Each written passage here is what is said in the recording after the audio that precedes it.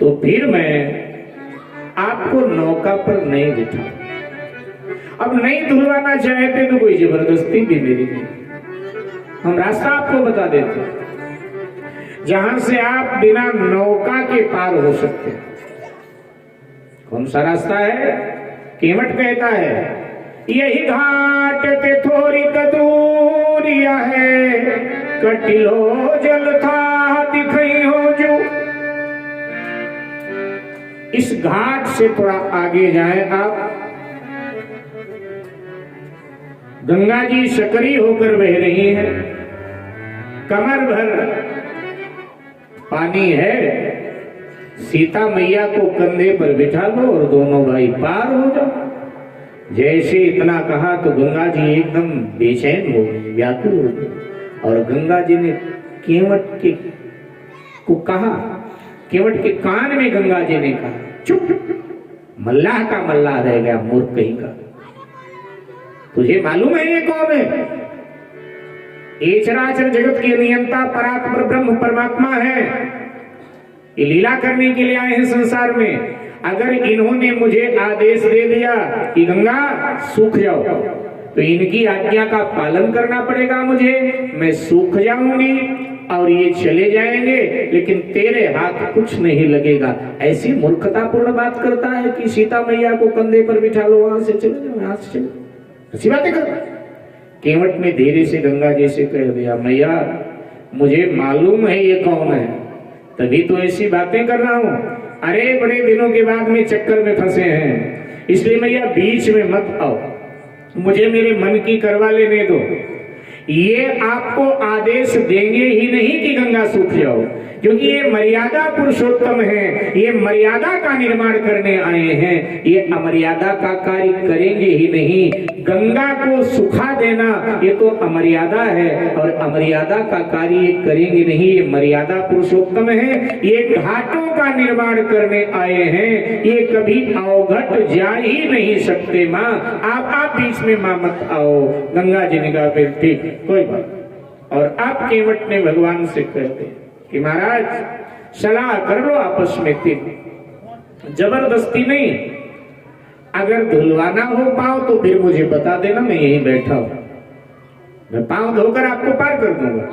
और अगर पाँव नहीं धुलवाओगे तो मुझे आपकी और आपके पिता महाराज दशरथ की कसम है, मैं आपको नाव पर बिठाकर गंगा पार नहीं करूंगा। लक्ष्मण जी तो पहले से छिड़ रहे थे इसकी बोली भाषा सुन सुन करके कि कैसी भाषा बोल रहा है भगवान के साथ। और आप लक्ष्मण जी पूर्ण क्रोधावेश में आ गए और तरकस से तीर खींचा, केवट को दिखाया, खबरदार कभी मेरे पिता का मजाक बनाता है, कभी मेरे पिता की सौगंध खाता है, तो होता कौन है मेरे पिता की सौगंध खाने वाला? ठीक ठीक भाषा बोल, वरना मार डालूंगा। तीर दिखाया, मार डालूंगा। अब जैसे लक्ष्मण जी ने तीर दिखाया, लक्ष्मण काल के प्रतीक, जैसे लक्ष्मण जी ने तीर दिखाया तो लक्ष्मण जी के तीर को देखकर केवट हंसने लगा और भगवान से बोला कि छोटे सरकार को तो बहुत क्रोध आता है। अब देखो ना, ये मुझे डरा रहे हैं। अच्छा भगवान एक बात बताओ, मांगने आए हो कि डकैती डालने आए हो? भगवान ने कहा भाई कैसी बातें कर रहा है, हम डकैत लग रहे हैं तुझे? हम तो मांगने ही आए हैं, मांग रहे हैं तुझसे कि पार कर। आप तो मांग रहे हो, आपके छोटे भाई देखो हथियार दिखा रहे हैं, डरा रहे हैं, धमका रहे हैं। सरकार हथियार दिखा करके डकैती डाली जाती है, हथियार दिखा के मांगा थोड़ा जाता। अच्छा ये छोटे सरकार समझते हैं कि मैं हथियार दिखाऊंगा, थोड़ा डांटूंगा, केवट डर जाएगा, बिना चरण धोए पार कर देगा। लेकिन सरकार मैं मौत से डरता ही नहीं, एक दिन मरना तो है ही है, और लक्ष्मण जी के हाथ मरूंगा ये तो मेरा सौभाग्य हो जाएगा।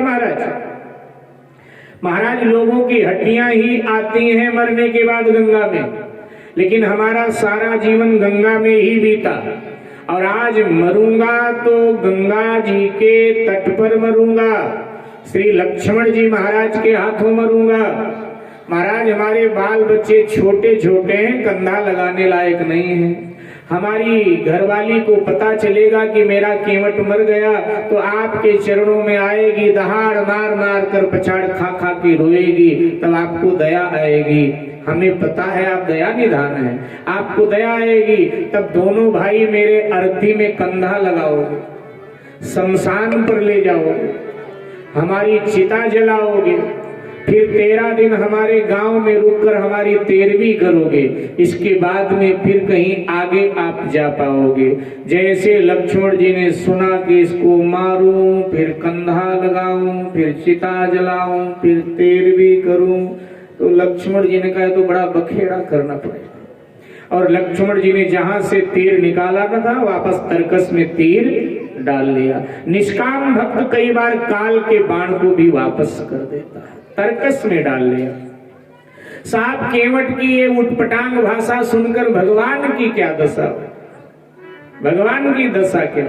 जब केवट ने ऐसा बोला, बरु तीर मारो लखन पे, बरु तीर मारो लखन पे, जब लगी ना पाए पखारी हो, बरु तीर मारो लखन पे, जब लगी ना पाए पखारी हो, तब लगी न तुलसी काशीनाथ कृपाल पार उतारी हो, तब लगी न तुलसी काशीनाथ कृपाल पार उतारी हो, तब लगी न तुलसी काशीनाथ कृपाल पार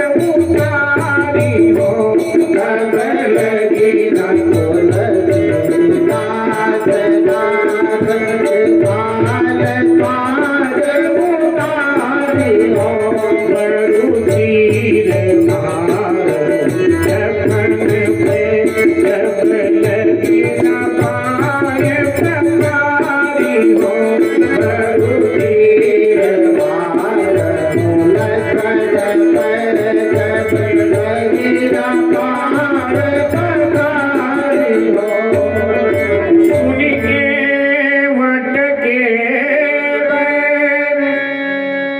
प्रेम लपेटे अटपटे, बिहसे करुणा ऐन, चितई जानकी लखन तन। केवट की जो वाणी है वो बड़ी अटपटी है, ध्यान देना।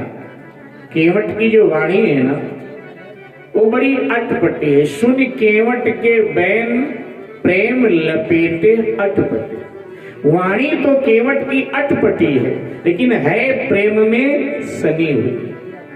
ये सुन करके भगवान की दशा क्या हुई तो तुलसीदास बाबा लिखते हैं, भीषे करुणा आए।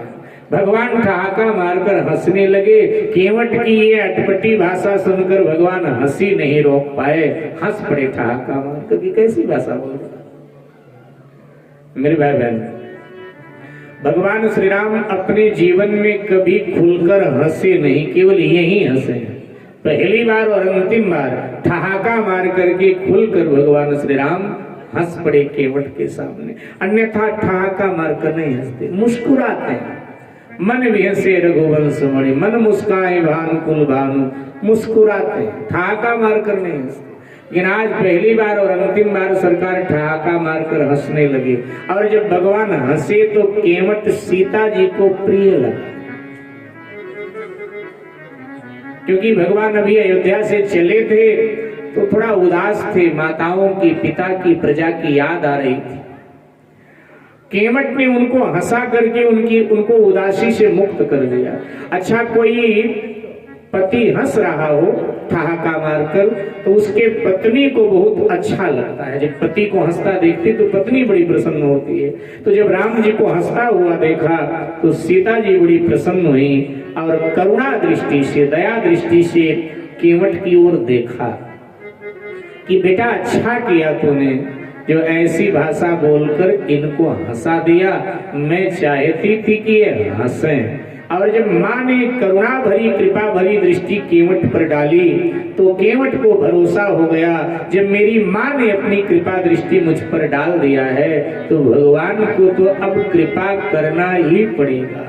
जिन पर किशोरी जी की कृपा हो जाती है ना, उन पर भगवान को कृपा करना ही पड़ता है। हमारी माँ राजी हो जाए तो पिता को तो राजी होना पड़ता, तो सीता मैया राजी हो जाए हमसे तो फिर भगवान को तो राजी होना पड़ता है।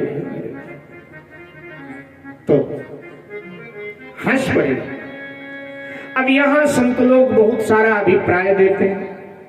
कुछ संत कहते हैं कि भगवान लक्ष्मण की ओर देखकर हंसे, तो कुछ संत कहते हैं नहीं भगवान जानकी जी की ओर देखकर हंसे, तो कुछ संत कहते हैं नहीं सामूहिक रूप से भगवान हंसे। कुछ अभिप्राय महापुरुषों को यहां ले लेते हैं, ध्यान दीजिए। एक संत का अभिप्राय है कि चितई जानकी सुनी केवट के बहन प्रेम लपेटे अटपटे। अगली पंक्ति में लिखा है कि बिहसे करुणा आयन, भगवान हंसे। क्यों हंसे? बोले चितई जानकी सीता जी की ओर देखकर हंसे। सीता जी की ओर देखकर क्यों हंसे? भगवान थोड़ा विनोद के विचार में, भगवान सीता जी की ओर देखकर इसलिए हंसे कि सीता जो मेरे चरण धोता है कुछ ना कुछ देता है। राजा बलि ने सबसे पहले मेरा चरण धोया तो उसने मुझे पृथ्वी दिया, और फिर आपके पिता ने दूसरी बार मेरा चरण धोया तो उन्होंने तुम जैसे गुणवती शीलवती अपनी बेटी मुझे ब्याह दिया, तुम्हें दे दिया। अब ये तीसरी बार केवट मेरे चरण धोना चाहता है, लेकिन ये देगा कुछ नहीं, ये तो मुफ्त में धोएगा। बता धुलवाऊं या क्या करूं? इसलिए हंसे। तो दूसरा अभिप्राय महात्मा लोग देते हैं, दूसरा कारण देते हैं कि नहीं नहीं भगवान थोड़ा मजाक कर रहे हैं। क्या मजाक कर रहे हैं? बोले भगवान सीता जी से कह रहे हैं कि जो मेरे चरण धोता है मुझे एक स्त्री ही देता है। राजा बलि ने मेरे चरण धोया तो पृथ्वी दिया, पृथ्वी स्त्री है, नारी है। फिर तुम्हारे पिता ने मेरा चरण धोया, उन्होंने तुम्हें मुझे दे दिया, तुम नारी हो।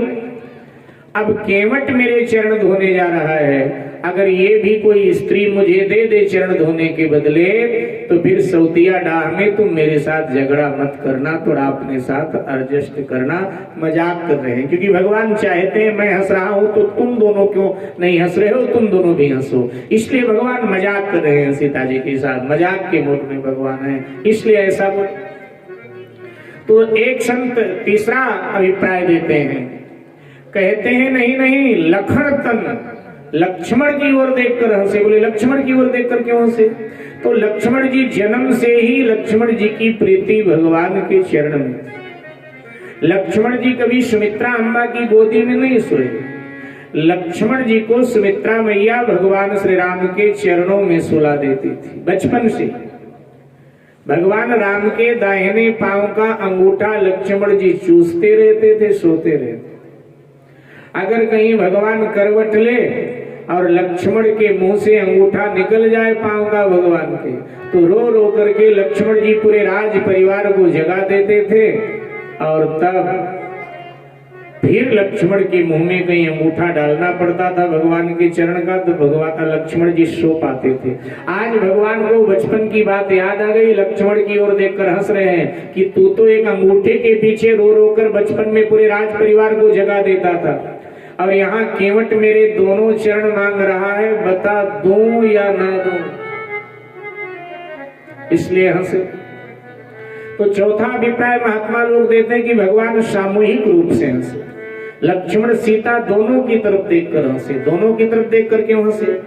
तो विवाह से पहले भगवान श्री राम के दोनों चरणों की सेवा लक्ष्मण जी ही किया करते थे, लेकिन जब विवाह हो गया, जानकी जी आ गई, तो सीता मैया दोनों चरणों की सेवा करने लगी, लक्ष्मण की चरण सेवा छूट।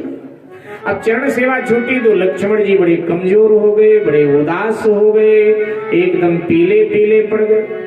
एक दिन लक्ष्मण जी कनक भवन के सामने से निकल रहे थे, भगवान बाहर बैठे थे। लक्ष्मण जी को देखा कि इसको क्या हो गया, तो बड़ा कमजोर हो गया। एकदम बुलाया, आवाज दी, लक्ष्मण इधर आओ। लक्ष्मण जी गए, प्रणाम किया। क्या हो गया तुझे, इतना कमजोर हो गया, क्या बात है, तबीयत तो ठीक है?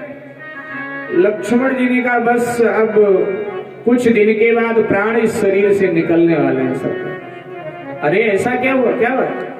लक्ष्मण जी उदास हो, आंखों में आंसू भरकर बोले आपको पता नहीं? बोले नहीं। बोले आपके चरणों की सेवा छूट गई, और भक्त के जीवन से भगवान की सेवा छूट जाए, इससे बड़ा विपत्ति क्या हो सकता? राम जी ने कहा हद करता है, किसने मना किया? तू आता ही नहीं, हमने तो मना नहीं किया मेरी चरण सेवा मत कर। बोले मैं आता हूं, लेकिन मैं देखता हूं कि माँ दोनों चरणों की सेवा कर रही है। अब माँ बोले मुझे बुलाती भी नहीं कि आकर चरण सेवा कर लो, फिर मैं वापस चला जाता। चरण सेवा न मिली तो मेरी मृत्यु पक्की। भगवान ने कहा चुप, ऐसी बात नहीं बोलते। भगवान को लगा ये हठी है, कहीं ये प्राणों का त्याग न कर दे। तो भगवान ने कहा लक्ष्मण भाई मैं तुझे उपाय बता देता हूं, तुझे मेरे चरणों की सेवा मिल जाएगी, बीच में मुझे आना नहीं पड़ेगा। बताओ महाराज। तो लक्ष्मण जी ने कहा कि देखो,